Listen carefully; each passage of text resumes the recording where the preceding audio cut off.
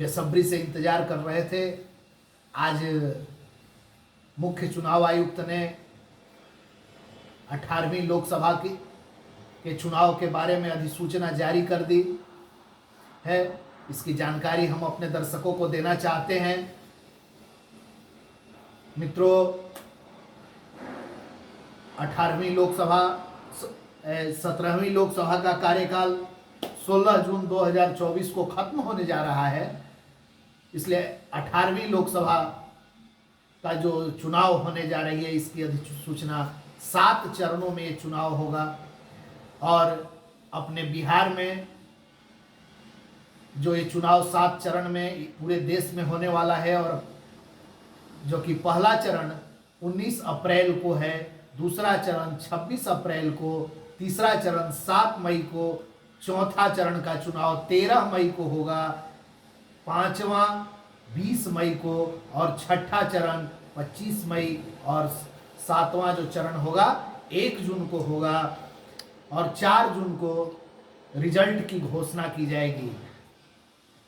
जिसमें मैं अपने दर्शकों को ये बताना चाहता हूं कि 18वीं लोकसभा का चुनाव जो 7 चरणों में अपने बिहार में होने वाला है, इसमें प्रथम फेज में जो अपने बिहार में चुनाव होगा, तो प्रथम फेज में औरंगाबाद, गया, नवादा और जमुई लोकसभा के लिए प्रथम फेज में चुनाव होगा।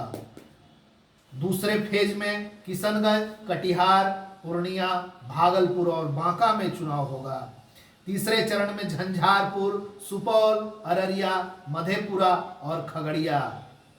चौथे फेज में दरभंगा, उजियारपुर, समस्तीपुर, बेगूसराय और मुंगेर लोकसभा क्षेत्र में के मतदाता अपने उम्मीदवार का चयन करने के लिए वोट डालेंगे।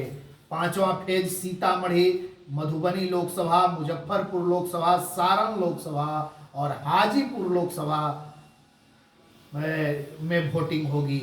छठे फेज का जो वोटिंग होगा वो 25 मई को होगा, जिसमें अपने बिहार के जो लोकसभा हैं वाल्मीकि नगर, पश्चिमी चंपारण, पूर्वी चंपारण, शिवहर, वैशाली, गोपालगंज, महाराजगंज और सीवान लोकसभा क्षेत्र के मतदाता अपने पसंदीदा उम्मीदवार का वो चुनेंगे। और 7वां फेज में जो लोकसभा क्षेत्र आता है उसमें नालंदा, पटना साहिब, पाटलिपुत्र, आरा, बक्सर, सासाराम, काराकाट, जहानाबाद 7वें चरण में। इस तरह से 7 चरणों में अपने बिहार में भी देश के साथ लोकसभा का जो चुनाव होगा वो उससे आप लोगों को मैंने परिचित कराया है।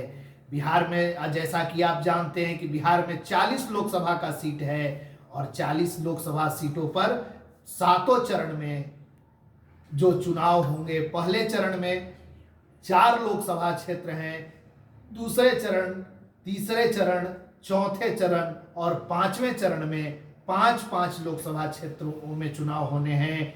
और जो छठा चरण है इसमें बिहार के 8 लोकसभा क्षेत्र में चुनाव होंगे, और अंतिम चरण जो होगा 1 जून को, इसमें 8 चरण में चुनाव होगा। इस प्रकार से 7 चरण में चुनाव संपन्न हो जाएंगे। इसके बाद जो मतगणना होगी वो 4 जून को मतगणना होगी। इसके बाद प्रत्याशियों का भविष्य बाहर निकलेगा और आप रिजल्ट देख पाएंगे। बहुत बहुत धन्यवाद, बहुत बहुत धन्यवाद।